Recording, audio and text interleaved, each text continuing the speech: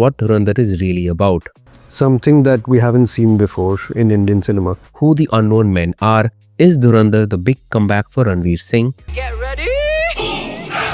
What is it about the first weekend of December that has suddenly become such a good omen for the box office? And is Dhurandhar about to be the next film blessed by that streak? Over the last 2 years, that early December window has quietly turned into a golden ticket. In 2023, Animal became a massive blockbuster and a cultural moment. Then in 2024, Pushpa 2 shattered records across languages in the same time frame. So now, in 2025, along comes Dhurandhar, staking its claim on that same lucky stretch of days. And honestly, after watching the trailer, this film feels like it's walking into that weekend with serious intent. अगर तुम लोगों के पटाखे खत्म हो गए तो मैं धमाका शुरू करूं. In this video, I'll break down Dhurandhar in detail, what's it about, who the unknown men are, the real-life inspirations behind the cast, Aditya Dhar's return to the director's chair, and its box office potential, especially for Ranveer Singh's comeback. Let's get started with what Dhurandhar is really about. The most interesting thing about the Dhurandhar teaser and trailer is not what it shows, but what it chooses not to explain. It's very deliberate. It gives you glimpses, faces, titles, moods, gunshots, cities and keywords, but it never sits you down and narrates the entire plot. And that's exactly what keeps you thinking about it long after it ends. The movie is inspired by true events from 2005 to 2012, primarily set in the Karachi's most notorious area, known for gang wars and a massive criminal ecosystem. This backdrop is Operation Lyari, one of Pakistan's longest and most complex internal security operations. In real life, it involved Pakistani agencies targeting an entrenched gang network. It was messy, drawn out and brutal, with the state tracking leaders, flipping informants and conducting raids over the years. Dhurandhar appears to take this real operation and add a provocative layer: the covert involvement of Indian operatives in the shadows inside Pakistan. It's a tangled web where Pakistani intelligence plays its own game, the Karachi underworld fights for survival, Pakistani law enforcement asserts state control, and Indian intelligence and special forces run parallel, deniable missions. The trailer suggests Dhurandhar is less a mission film and more a multi-year saga, a long strategic chess game across borders and institutions spanning 7 to 8 years. The tantalizing question Dhurandhar asks is, when we hear about big events, how much was visible and how much was shaped by men we never get to know? Those are the unknown men the film is obsessed with. This phrase is a motive in its marketing, hinting at a world of shadows, safe houses and disguise. These unknown men represent the faceless instruments of state power and covert warfare, who operate without guarantee of being acknowledged or remembered.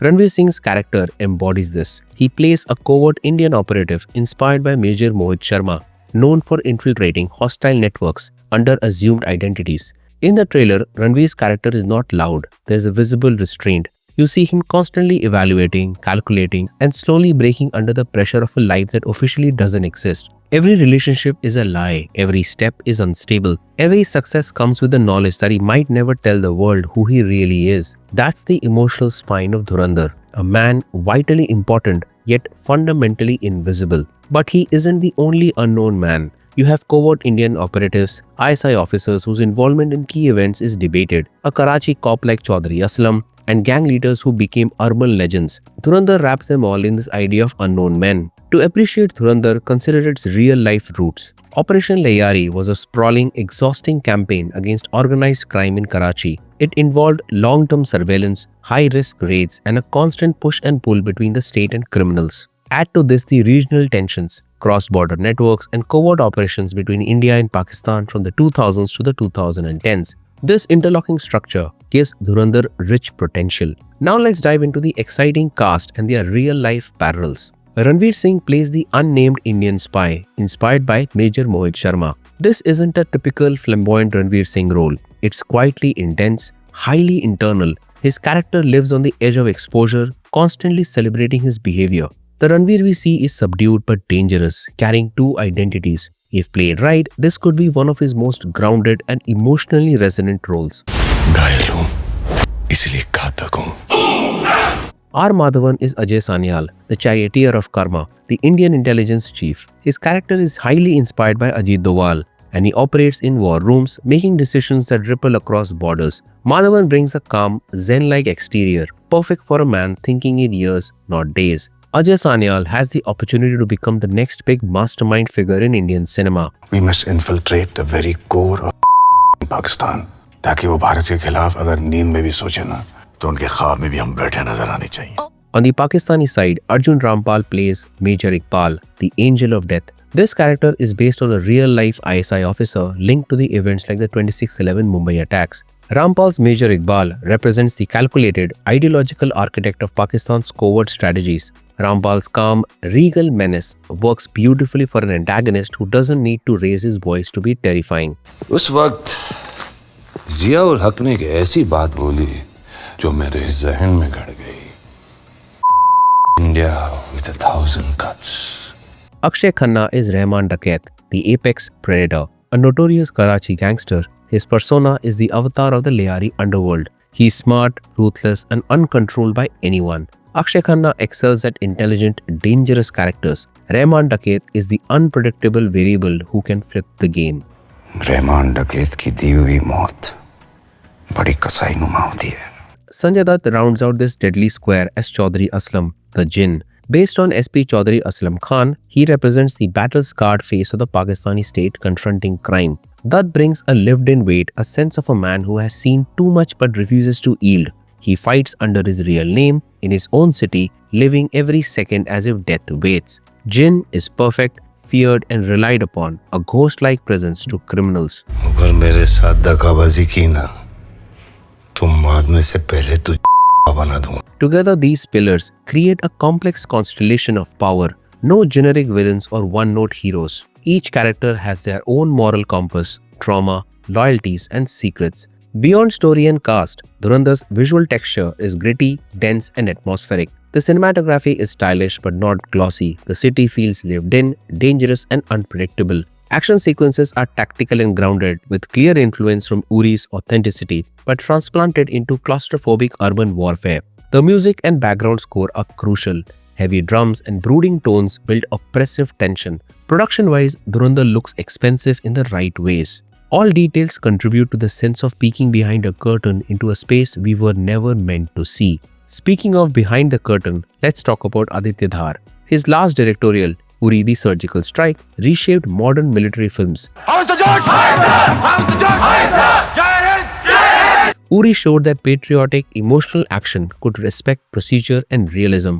After 6 years, Dhar's return with Dhurandhar is the answer to what he would do next. Where Uri was a single operation, Dhurandhar is a multi-layered, multi-year epic. It's an evolving, messy, geopolitically entangled situation with multiple agencies, rivalries, and moral grey zones, designed as a two-part saga. This suggests huge confidence in the material and a shift in Dhar's ambition from one strike to potentially building a long-form espionage universe. What we are trying to create is something that we haven't seen before in Indian cinema.